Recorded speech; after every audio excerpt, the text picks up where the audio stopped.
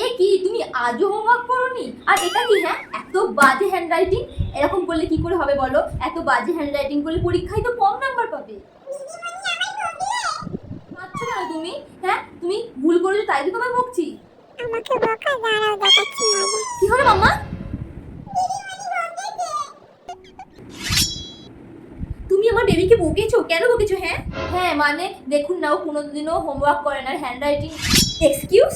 আবার এক্সকিউজ দিচ্ছ আমায়? আমি কোনো এক্সকিউজ শুনতে চাই না, ঠিক আছে?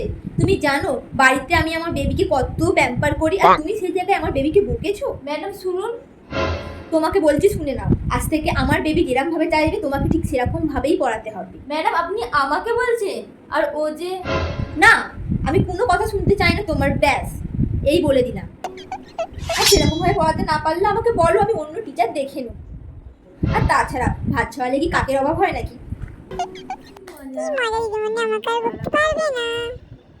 কিন্তু ম্যাডাম, আর হ্যাঁ, আরো একটা কথা, আমার বেবিকে আর বকা দেওয়া যাবে না, ওকে? ঠিক আছে, এই নাও তোমার এই মাসের মাইনেটা। এ কি ম্যাডাম, এই তো হাফ মাইনে। আর হাফ মাইনে? হ্যাঁ, তোমার মাইনে আমি হাফ কেটেছি, তুমি দুদিন পড়াতে আসুনি তাই। কিন্তু ম্যাডাম ওই দিন তো আমার জ্বর হয়েছিল, আমি তো বিছনা থেকে উঠতেই পারছিলাম না, আমি কিভাবে পড়াতে আসতাম তাহলে আপনিই বলুন। দেখো, তুমি দুদিন পড়াতে আসবে সেটা তোমার প্রবলেম, আমি কেনই বা দেখতে যাবো তোমার প্রবলেম?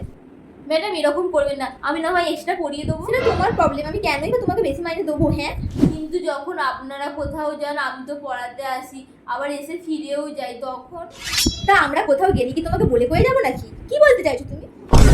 বাই দ্য ওয়ে, আমি আমার বেবির জন্য হট চকলেট আনতে যাচ্ছি, তুমি কি খাবে কিছু? চাটা? আমি কিছু খাবো না। ওকে। এ কি, তুমি আজকেও পড়া করোনি? কাঁদছো? আবার কাঁদছো কেন? হ্যাঁ, আমি কিন্তু খুব রেগে যাচ্ছি। বলো রে।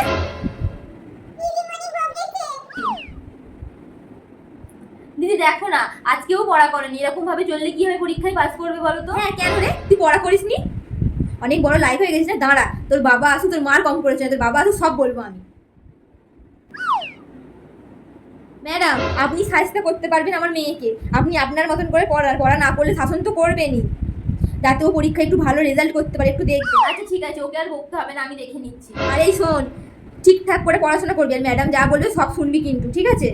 আমি যেন কোনো কমপ্লেন না দ্বিতীয় দিন না শুনি। ম্যাডাম এই নাও তোমার মাইনেটা। এ কি দিদি, এক মাসের মাইনে বেশি দিয়েছো? হ্যাঁ, এক মাসের মাইনে বেশিই দিয়েছি। আরে আমি তো জানি এই মাসে তোমার ভাইয়ের কলেজের ফিস জমা দিতে হবে, তাই এক মাসের মাইনে আমি বেশিই দিয়েছি। দিদি কি বলে যে তোমায় ধন্যবাদ দেবো? না না, ধন্যবাদ দিতে হবে না, আমি তো জানি তুমি কত কষ্ট করে লেখাপড়া করছো, আর তুমি তোমার মেয়েকেও পড়াচ্ছো, আরো ভালোভাবে লেখাপড়া শিখছো, সেটা শুধু তোমারই জন্য। ম্যাডাম অনেকক্ষণ পড়াচ্ছেন, এবার এই চাটুকু খেয়ে নিন দেখি। আবার চা কেন? না না, আমি কোনো কথা শুনবো না, দেখে মনে হচ্ছে অনেকক্ষণ কিছু খাওনি, মুখটা একেবারে শুকিয়ে গেছে। এ নাও। বলছি দিদি শোনো না, কালকে ইউনিভার্সিটিতে আমার একটা প্রোগ্রাম আছে, আমি কালকে পড়াতে আসতে পারবো না, কালকের দিনটা যদি। ও আচ্ছা, সে না হয় আমি একদিন কেপিকে পড়িয়ে নেবো, কোনো তুমি যাও তোমার প্রোগ্রামে অ্যাটেন্ড করো। আচ্ছা ঠিক আছে।